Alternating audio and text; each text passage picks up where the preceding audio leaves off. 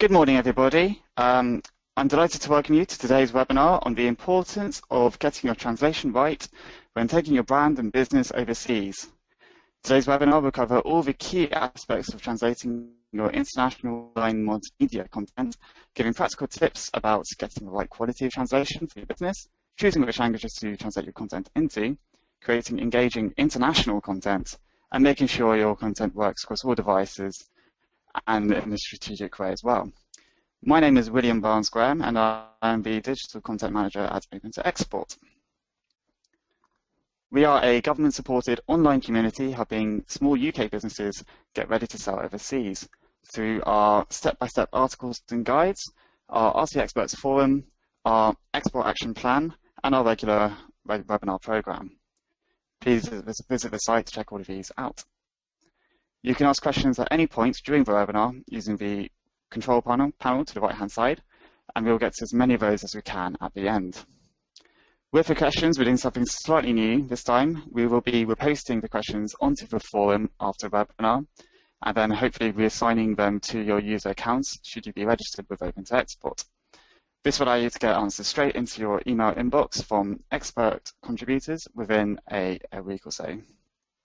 We don't typically share the slides at the end of the presentation, but we will be recording this and putting it onto YouTube afterwards. So you can view this with all of our regular webinars on the site and through our YouTube channel. We have two excellent speakers for you today. First, we will have Nick Evans from ExtraMile Communications, a Staffordshire-based web design, SEO and marketing agency, helping a wide range of businesses to grow overseas through their online content. Nick will be giving you an overview of the marketing challenge for exporting, and we'll be giving a practical advice to ensure you meet the translation challenge with a proper strategic approach. Nick will be followed by Robert Gorby from SDL, one of the leading language translation and web content management businesses around. And Rob will be giving tactical tips to help you understand the different challenges translation can present and give practical advice on ways of overcoming these.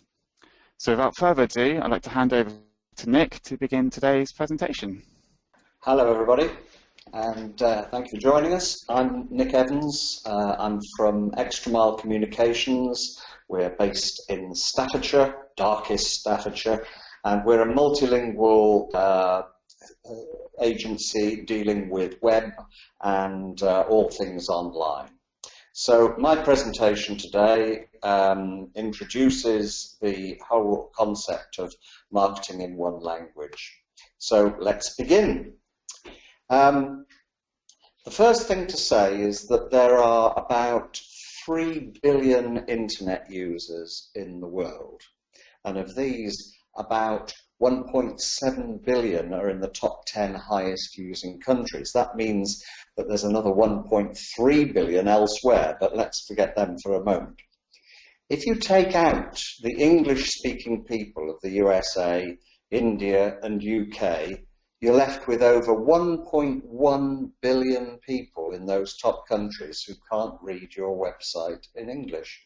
And you need to speak to them in a language they can understand. And you do that with a multilingual website, multilingual communications. And I'm going to discuss with you now some of the opportunities and pitfalls of multilingual online marketing and how you set up your strategy.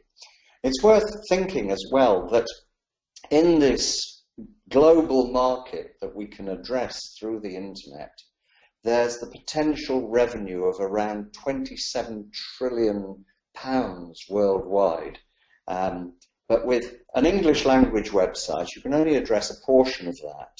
So if your business relies on a person in deepest Bulgaria understanding English, you're probably not going to get very far with your English language website. And the same thing applies in terms of how visible your website is on the internet, because though your website may be optimized for the UK, optimization needs to be done in order to make it visible on Google and other search engines across the world in your target languages. So we'll talk a little bit about that. The whole idea of going multilingual, of actually getting your company visible in a multilingual context, it's part of a strategy. It's not a one-off. It's not something you just say, today we'll go multilingual.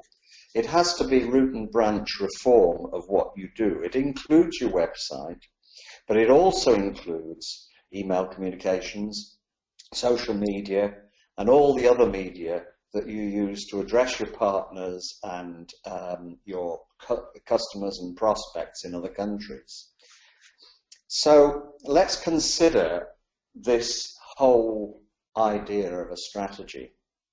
So, first of all, if we're just looking here at Europe largely, how many countries do you expect to address? It may be that you're going to look further abroad than just Europe.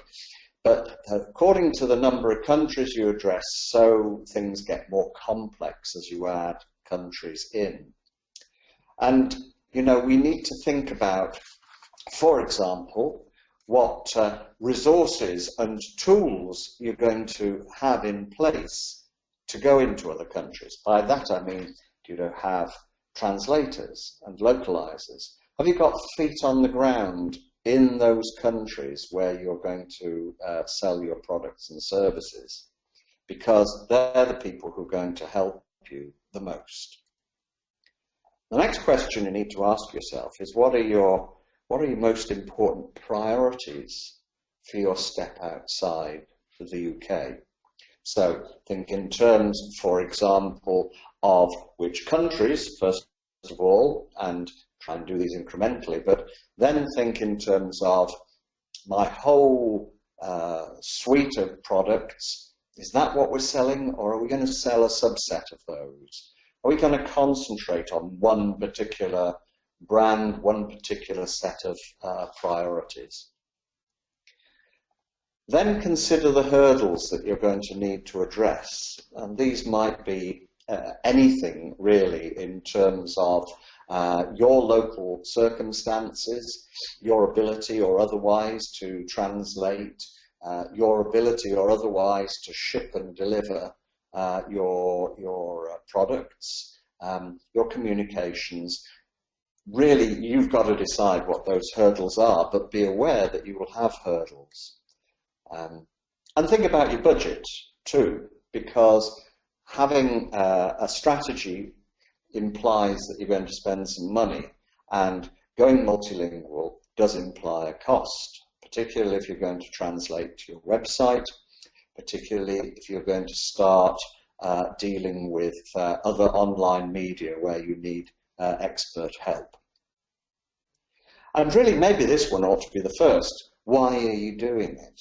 Why are you going into an international context? Is it because it seems like a good idea, or is it because you actually know that you have got a market there?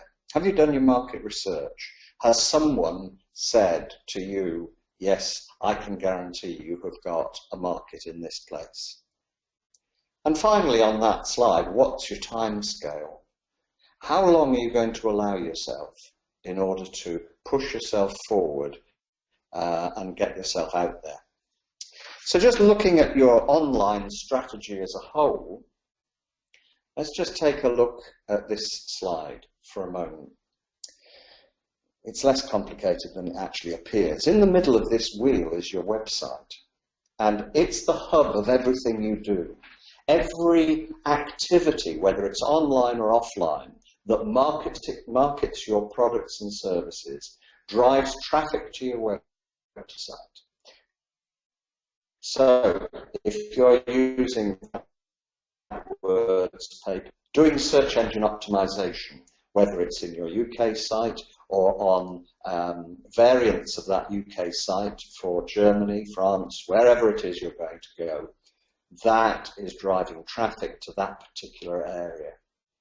But also don't forget that, word of mouth and offline media, TV, radio advertising, print that you make, your referrals and networking, presence at conferences, all of those should be helping to drive that traffic.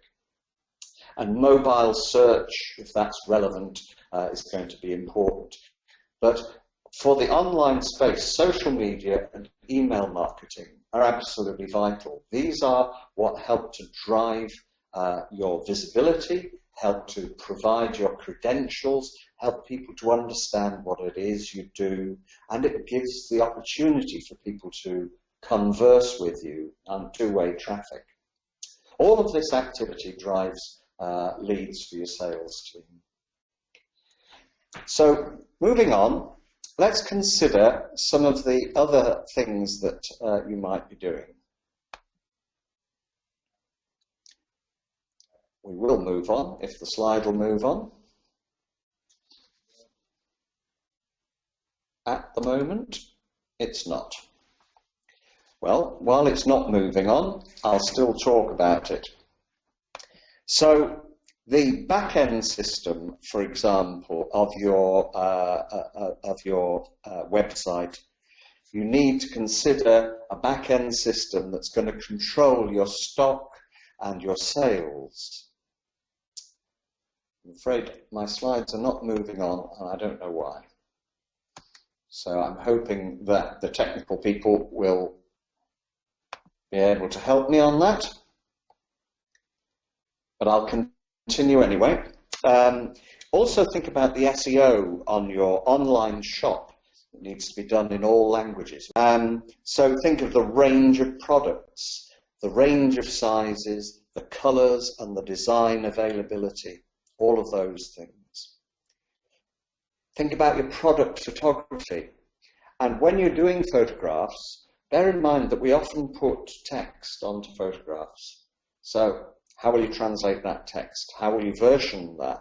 And the same is true of videos as well. If you've got videos that are describing your product, are you able to dub those with an alternative script?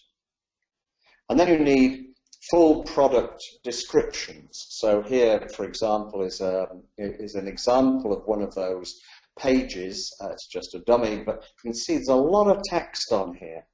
And it's not just the text that you need to worry about. It's all of the elements that make up that page. So, for example, the pricing, the discounts, the VAT, all of that needs to be considered. Then, obviously, it's about fulfillment. How are you going to get your products over to the customer who's bought them? And then we need to look at what it is that you're doing with the content. For example, your content needs to be jargon-free, because jargon doesn't translate, and I think Rob will be saying something more about that in a little while. You need to consider the clarity of your content, and I go back to what I was saying about Bulgaria. If you want that content to be clear, it needs to speak in the language that people understand. So if it's technical language, it needs to be translated well, and it needs to, all of the product descriptions need to have clear messages, and all the instructions need to be clear back to the customer. And obviously your information needs to be above the fold, and you need to have good branding and design with great photography. And don't forget, when you're building this website, your new website, your website that is going to address this marketplace, you're going to want to have a website that will perform on all platforms. And it's really important that we've got a very good, responsive site that looks good regardless of the device it's being used on.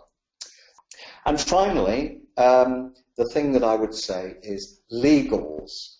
The T's and C's, the legal elements. Don't forget that your legals for UK are not necessarily adequate for other countries. And there are very specific requirements Give you an example. In some countries in Europe, you're not allowed to say that something is free.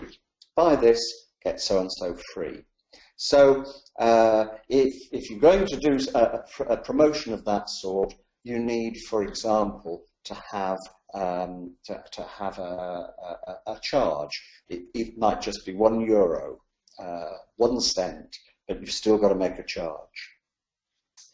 So let's talk about the multilingual site. Planning a website for multilingual, when you're planning your website, you might not need a full multilingual site. If you're only talking, for example, to a small network of distributors who speak English, then your English site will do. But you need a multilingual site if you're customer facing, if you're addressing a whole raft of customers in that country, and the SEO that sits behind your site needs to work in all languages, regardless of whether it's in English or not. Another important element here is the priority of language or country. So, for example, you might make a French version of your website. That's fine for France. Does it work in Belgium? Does it work in Switzerland? In French website? Then everything in there is generic to French, but not to France. If you're marketing to France specifically, or to Belgium specifically, then you need a Belgian French. You need a Swiss French website, Swiss German website, because the context in which your website is operating will need to change. Let's carry on.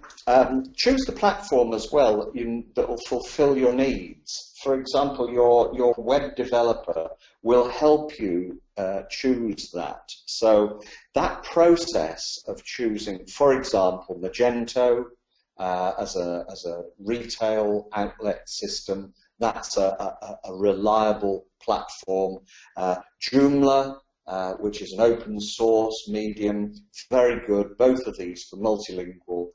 Both of them allow you to create multilingual sites. And let's talk a little bit about the whole nature of multilingual.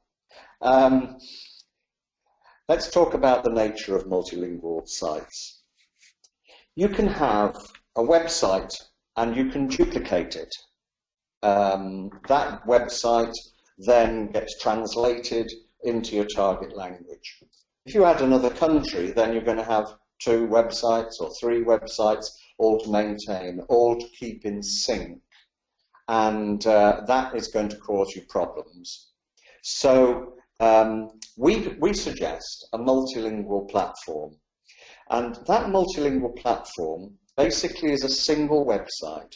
And for each country, you have an overlay which provides you with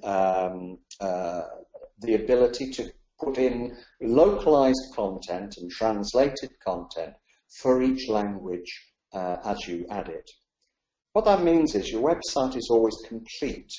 It's not ever out of date, but sometimes some parts of it may be in English. So that will help you to keep things in line. So your website's always complete. It never has multiple varying structures. It appears consistent to the user, so you can change the language at any point in the website, and the page will remain the same, just presented with another language. And we're on SEO. Okay, stop there. Don't move. So at the very simplest level, and I think Rob will say more about this, but at the very simplest level, if you've got a .co.uk website, it's not going to work for you for going into other countries. So either you need a generic top-level domain like .com or .eu, or you need to buy specific domains that are country relevant, so .fr for France and so on. And you need to set up the subdomains properly, and you need to look at geo-targeting. And this is a method by which you tell Google which country and which language your pages are made for. And this is true whether you do a whole website, a separate website, a whole multilingual website, a separate website, or whether you do just individual translated pages within an English website. So there are other techniques, as hreflang. Again, Rob will say more about that. And you need to localize your content as well as translate it. So make it specific to the locality. So, for example, your pages will use the channel that you are selling through. So you may have distributors or resellers. It'll have relevant currency with the price in the right format and the right conversion. When people open your website, if it's a multilingual website, it should open in their country version through user IP detection. So all of that is part of the SEO, and there's a whole raft of stuff that we need to talk about with SEO. So moving swiftly on, let's just talk about standard nameplates. You know, when you complete a form, and this is about when you're capturing information from your customers. When you complete a form, you have a standard nameplate. So first name, last name. That's the usual thing we do, or first and last name. And that form is fine as far as it goes. But, well, it doesn't work for everybody, unfortunately. And let's just see. Here, for example, is Mao Zedong. Where does he put his name for Mao Zedong? Where's first name and last name in there? Where's first name and last name for this lady? Marta, she puts her name the other way round because that's the European convention in a lot of countries. When you fill in a form, you put your family name first and then your given name. So she's going to fill the form in wrongly quite often. But it gets worse. What's Maria Jose going to do? Where's she going to put her name? Because she's got several names. Which part of her name would you like her to put in? And so it gets more complicated. So here's our friend Abu Karim Mohammed Al-Jamil, and so on. He's got a magnificent name, and he can't use our form at all. So what do we do? What we do is very simple. We ask for the full name, and that field in our form is not restricted. It's got no barriers in terms of length, and it has all of the characters available, so a very open character set, so that it can be they can put in practically anything they want in their language. And then you ask, what should we call you? So that you know that this is the name when you speak to them on the phone, this is the name to use when you send them an email or you have to send them a letter. And it's as simple as that. So where do you go next? Well, where you go next really is to evaluate the market, to consider the languages and cultures and contexts, and look at your budget and Basically, find yourself a good online partner that specialises in multilingual. So I'm going to hand back now to Will. I was Nick from ExtraMile. I still am Nick from ExtraMile Communications, and thank you very much for listening. Thank you, Nick. And apologies if there are any kind of slight issues with the running of the slides there. It's a really excellent presentation and a really great overview. So thank you so much for that, Nick. We're getting some really great questions in. Keep them coming. And without further ado, I'd like to hand over to Rob Gorby from SDL. Thanks, Will. Thanks, Nick. Hi, everybody. Thanks for joining. My name is Robert Gorby from SDL. SDL is one of the leading providers of both translation services and also web content management solutions. We deal with companies, some of the largest companies in the world, right down to some of the smallest businesses and individuals as well. So we provide solutions for the full sort of range of business and personal users. Interesting point about translation and the fact that actually nobody really gets a pat on the back for a job well done on translation. However, when translation goes wrong, it can tend to be pretty high profile.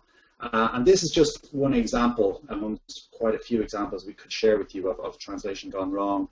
The person in charge of translating this particular sign sent the translation in to their provider. They got an out-of-office message saying, please send your documents in for translation and we'll get back to you. And this is what they put up on the sign. So pretty high profile. And I guess the point being that, you know, a lot of people don't really pay attention to translation until either something's gone wrong or until they're faced with some content and information that they just don't understand, which is often the case when you go into new markets. So it's really important to, you know, spend time thinking about translation. There's a great expression in the industry that says there is only one language. And when you say that to, you know, most English-speaking people, they think to themselves, yeah, it's English, isn't it? And, you know, as Nick pointed out, it's not. It's your customer's language. It's whatever language your customer is, you know, is speaking in. That's the language that is really important. That's the only language that matters when you're trying to deal with those customers. So really important to think, yes, there is only one language, but it's probably not the language you're thinking about. So why should you translate? Why can't we just kind of get away with English only, for example? I mean, there's plenty of stats out there, but I found this one particularly interesting, the fact that more than half of consumers said they're willing to pay more if you give them information in their own language. So there's a commercial benefit here to dealing with, you know, providing your website and making sure all your content, not just your website, is available in a local language. It is going to help you commercially. I think another thing to consider as well, you know, is language plays a role at every step of the customer journey. So starting at the top left, you know, it's really important that you don't just think, oh, I just need to translate, you know, my kind of website, my first few pages on my website, and then I'm sorted, I'm fine. I think it's important that all of our research tells us that the local language and using translated content at every stage in the customer journey is really important. So it's not just your website in the top left when people are considering their options, but, you know, you look right the way through the customer journey, say purchasing down in the bottom right-hand corner, you know, 60% of people in Japan and France say they won't buy from a site in another language. Or after purchase, what about, you know, how are you going to support people in their own language if they do have a question? If they do need to get through to your support team, how are you going to support them? So I would recommend that you think about doing a really good job in translating your content right the way through the customer journey in fewer languages than trying to, say, just do a half-hearted job in a lot more languages. So I think it's much more important to get the journey correct for one language and then move on to another language.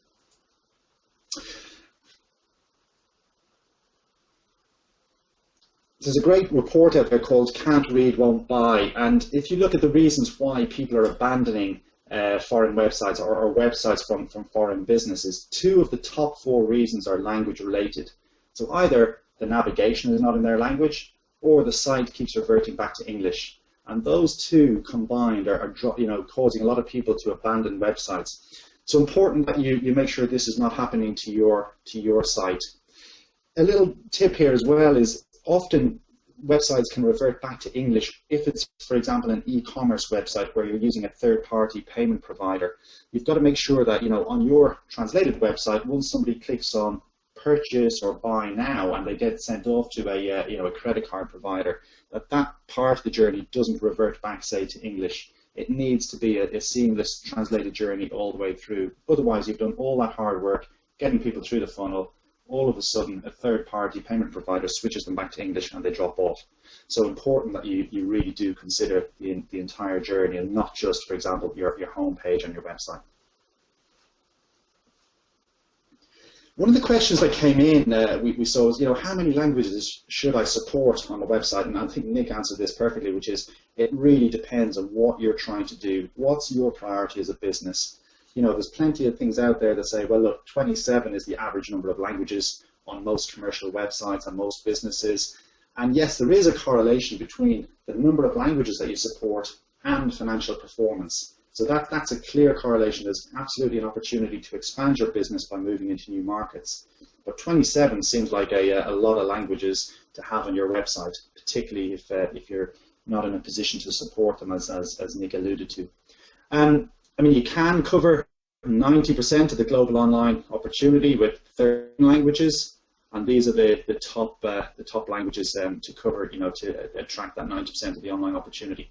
But again, it's not about these numbers really. What it's about is what do you want to achieve? What market are you trying to tackle?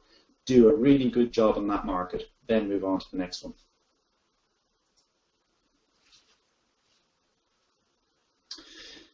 So making sure that you create engaging content in every language is really key. And here's just a few tips and tricks really to consider when you're creating that content. And all it really means is just spend a little bit of time, thinking about the market you're going into. And when you are developing your content, think about things like, okay, numbers, colors, animals. Is it okay to use certain animals, for example, if you're going into India? Think about what's considered sacred there, or even colors. Certain colors in certain countries signify different things. And these are all real considerations to take on board. Again, dates and seasons. If you're running promotional offers around Christmas and you're using pictures of snow-covered fields or whatever, well, that ain't going to work down in Australia and New Zealand. So you've really got to think about seasons, dates. Colloquial expressions, I can tell you, being Irish, colloquial expressions don't necessarily work in other markets. So really think about, what expressions you're using, probably on your blogs when you're talking on blogs, but also on your website. Maps and flags, really interesting one here. So, for example, are you going to provide flag your website, for example, if it's in French, using the French flag? And what will that mean to people in Canada, French-speaking Canadians who are looking for information relating to their market? Are they going to feel, well, that's not relevant to me? So again, just consider maps, flags. Cultural references and social norms as well. Very interestingly, there was a film recently done by Disney where they were using broccoli as a prop in one of their films, and a child was having a tantrum because he was being asked to eat broccoli. They had to reshoot that particular scene when they ran the film in Japan, because in Japan, kids really like broccoli, but what they hate are green peppers. And so they had to reshoot the actual scene just for the Japanese market, because again, they didn't consider some of the cultural references. So it's worth your while taking time to find out about these things, speaking to people in local markets, understand this before you start developing your content.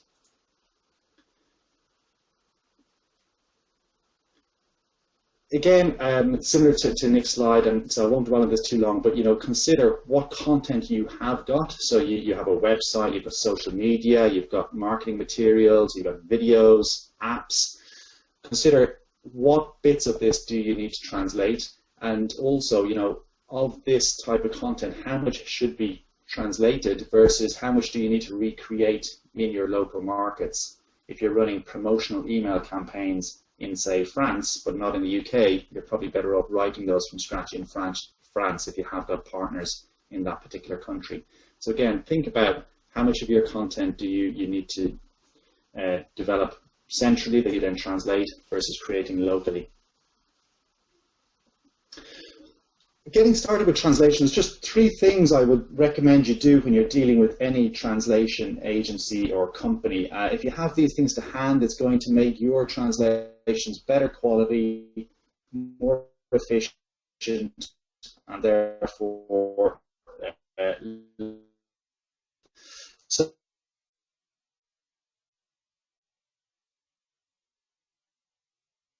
so translation agency. Often people don't bother with that sort of thing, but it's really important because effectively you are handing over responsibility for your brand to this company. So you need to make sure they're fully briefed on your tone of voice, how you want your brand to be presented in other markets.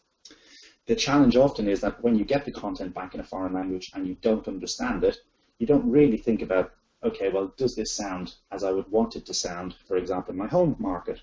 So very importantly, share that information with your translation provider. Second is there is any kind of glossary of terms like your SEO keyword list where you want to rank highly, any taglines as a business that you may or may not want translated, trademarks, company values. So very important that you have those in one glossary so you can share those with your translation agency.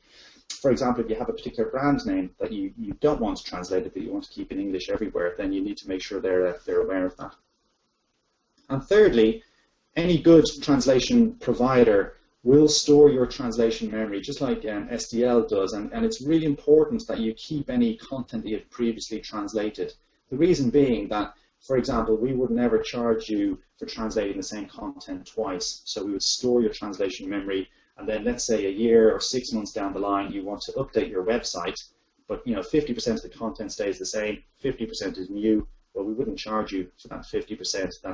That's being already translated. So important that you keep storing your documents that have been translated. Store the original and the translated version.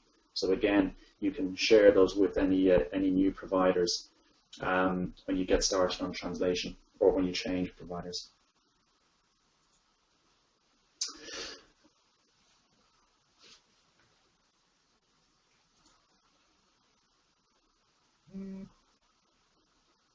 Okay, on translation quality, again, I don't want to dwell too much on this because there's quite a lot of information here, and a lot of people just think, oh, I just need to get it translated, don't I? Well, actually, there's a lot of different types of translation options out there, from machine translation, and a lot of people will be familiar with Google Translate, and probably to their detriment, unfortunately. But there are other options out there, right up to transcreation, where you're completely recreating content in a particular market.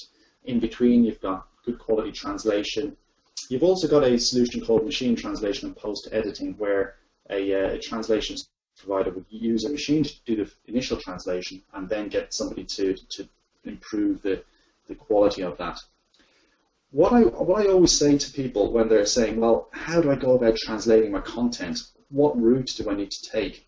I think this slide is pretty helpful to try and give you a view, because a lot of people think, well, I've got so much content, if I get a human to translate all of this, A, it's going to take a long time, and B, it's going to cost a lot of money.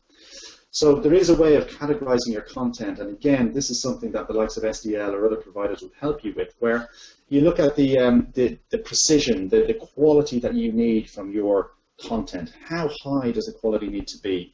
Do you really need it to be absolutely spot on? For example, your website, your advertising material, your marketing material, your user guides. Does it really need to be spot on of really high quality?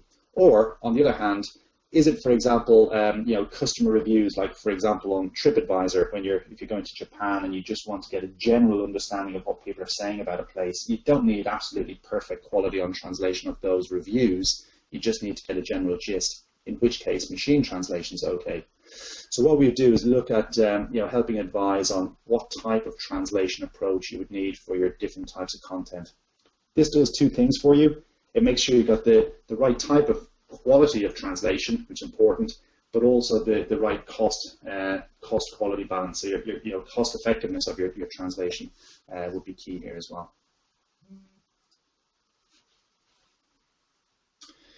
So a few tips on translation itself then. I think first of all, when you look at creating your content in the first place, there's a few things to really consider.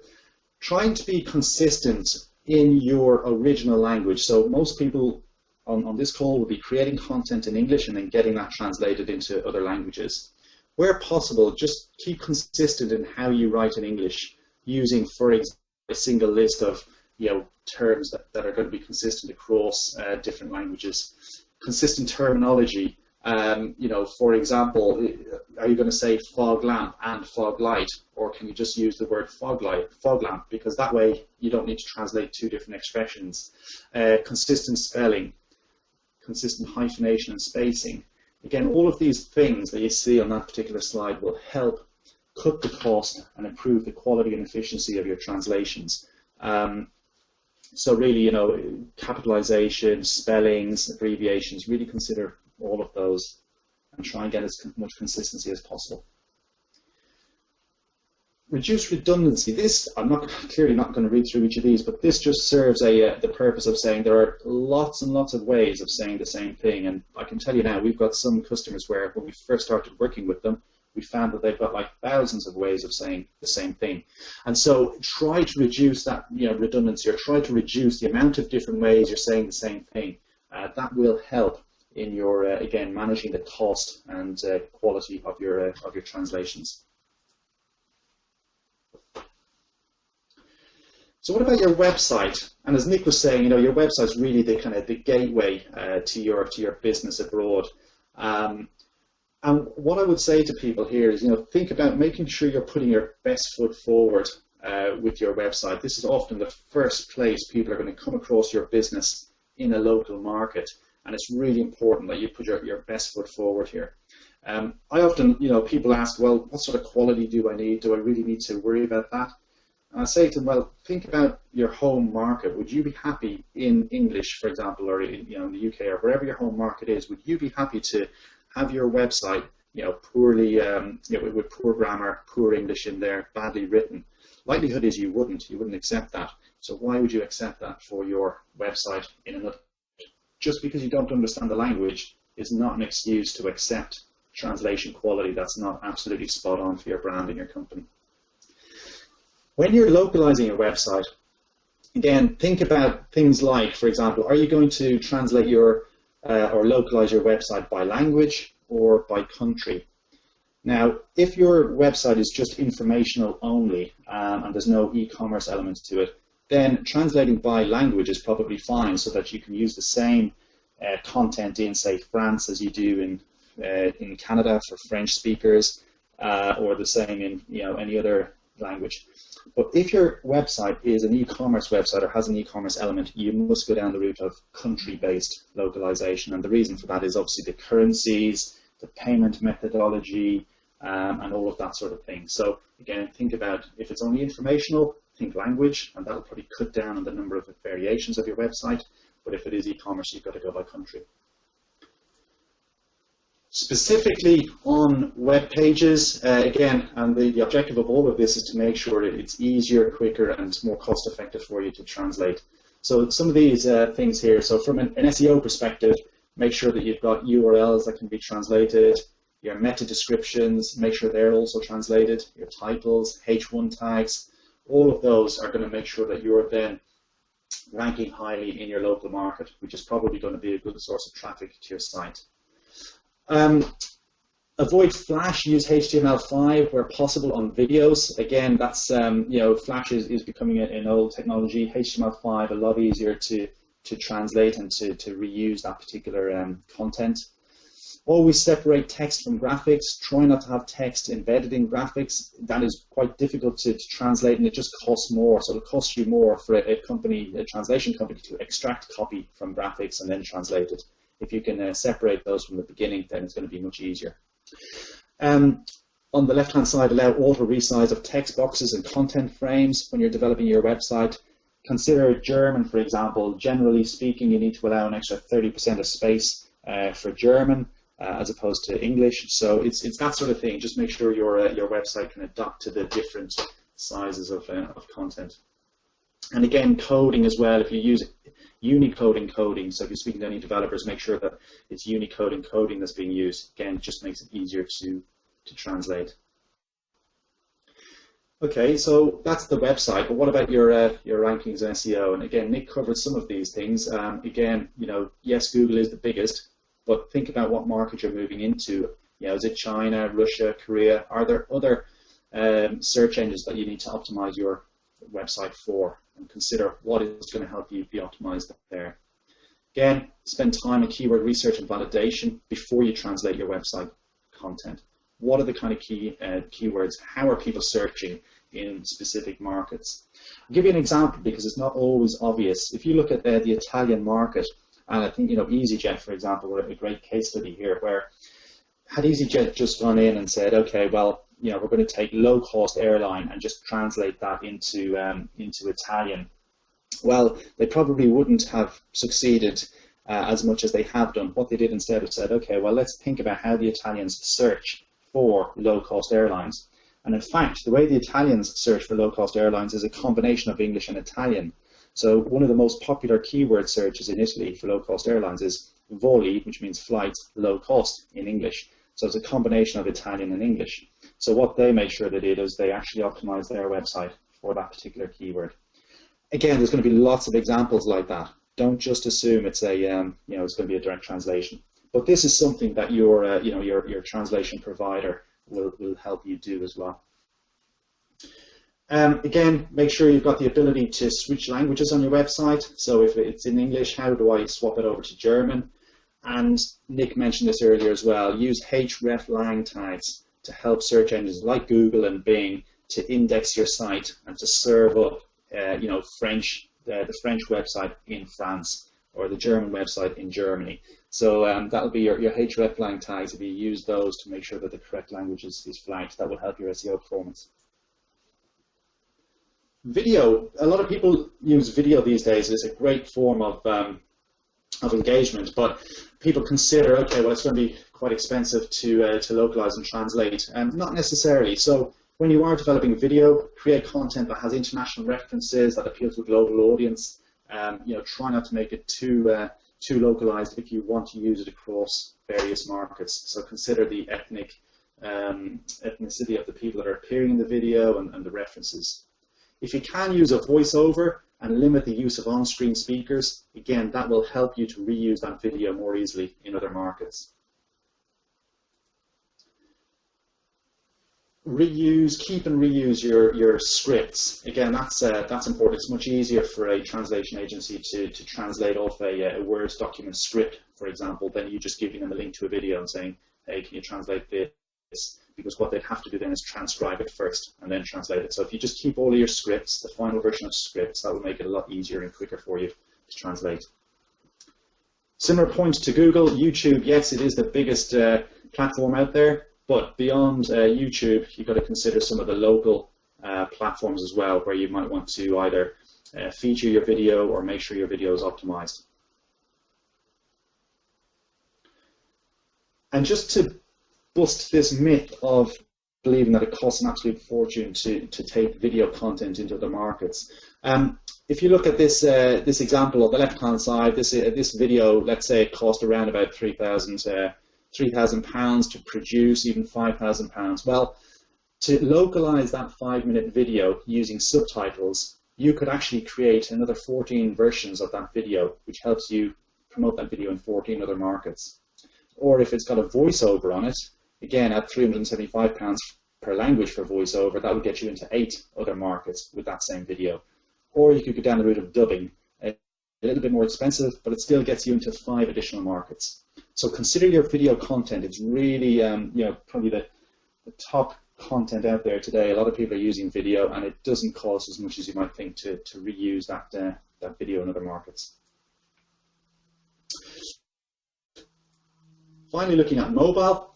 Again, and I know one of the questions that came through is, should we think mobile when going into new markets? Absolutely. I mean, internet access by mobile is more common in a lot of markets than PC, and that's a growing trend. So when you are going into the markets, always consider, probably mobile first. Okay, how am I going to make this work on mobile, on tablets, and then you go on to PC. It's always easier to work that way as opposed to developing everything absolutely beautifully on PC size and a full website, and then having to think, okay, how do I clip this down now? What do I leave out? Just make sure your platform does support, mobile, so if it's responsive, that's probably the best approach. And app localization. Have you got an app? That probably needs to be incorporated into your strategy as well. And actually, apps can often be fairly inexpensive to localize because they generally have fewer words in them. There's a lot more sort of icons, imagery. And so that can be quite a cost-effective way of getting into other markets is through your app. Just on mobile, this is probably one for developers that might be working on your mobile solutions. Just consider the software concatenation on mobile. And this example in French, for anybody who speaks French, you'll see the importance of not just taking a word in English and using that same word translated into, let's say, French, because in French there are different variations of the word green. So the masculine, feminine, the plural, singular. So again, in building your mobile software, and it does need to be considered. Okay, so really that was a whistle-stop tour of some tips and tricks on translation across the spectrum of your marketing. Hopefully there's some interesting points in there. If you are interested in finding out more about SDL, our Language Cloud Managed Translation platform is where you can go to find out more. Ultimately, actually, if you just search for SDL Instant Quote, we have a very simple widget that will allow you to get an instant quote for any particular translation job that you have without any need to register. If you're happy with your quote, then you can go ahead and register. So SDL Instant Quote. So with that, I'll hand back to Will. Thank you very much. Cool, thank you, Rob. Really, really great overview. Really got through so much there, and really left no stone unturned. So if we just now go on to the questions, we've had loads of really great questions in, and this one we got in beforehand. It's just I think you both kind of alluded to it, but in terms of SEO and kind of getting the right keywords, what sorts of tools would you recommend for doing this in an international way? Do the Google kind of AdWords keyword tools work, or are there international versions which will work? And sorry, I just unmute Nick. Well, I think the thing is about the tools that are used by professional agencies such as ourselves. These are quite expensive tools. They're not things that most companies would either invest in or want to learn to use because they're fairly complex. There are keyword research tools out there, but whether there are ones for localized content, I'm not certain. Rob may be able to answer that better. Yeah, and I think certainly starting with AdWords, that's pretty important. I think what's important is that the provider you use also, for example, either on translations or if it's a local marketing agency, AdWords is certainly a place to start. But it's really understanding, first of all, okay, well, how are people searching? And you don't necessarily get those kind of cultural insights and references from the tools themselves. Sometimes you need to know what you're looking for first. So I'd suggest, maybe start by speaking to either, agencies that provide the local language skills or local SEO, like, the digital agencies. But certainly, AdWords will then enable you then to look at the search volumes around particular keywords and things, and they will also help. If you have got certain keywords already set up, to then recommend other keywords that might be relevant. Cool, thanks, both. Yeah, your analogy of the low-cost airline, your example of the low-cost airline, is a great example, really, of local knowledge and knowing where to start from. And keyword research is really about knowing a good place to start from, and then going from there into these related keywords and finding the ones that give you the maximum opportunity. Cool, thank you. We've had a few questions as well about domains. So we've had a question about, is .fr going to work for SEO in France? If you set them in Hong Kong, do you need a .cn domain to get proper SEO, or does .net or .org kind of cover everything? What advice would you give in terms of domain strategy? it depends. Top-level domains such as .com, .eu, those are giving you a broader aspect. .com really is worldwide, though it's supposedly was American. .co.uk is very specific to the UK. So if you're looking to address a particular country, if you're looking at Europe, then a .eu domain will certainly help. And it's not, will it solve your SEO problem? It will contribute.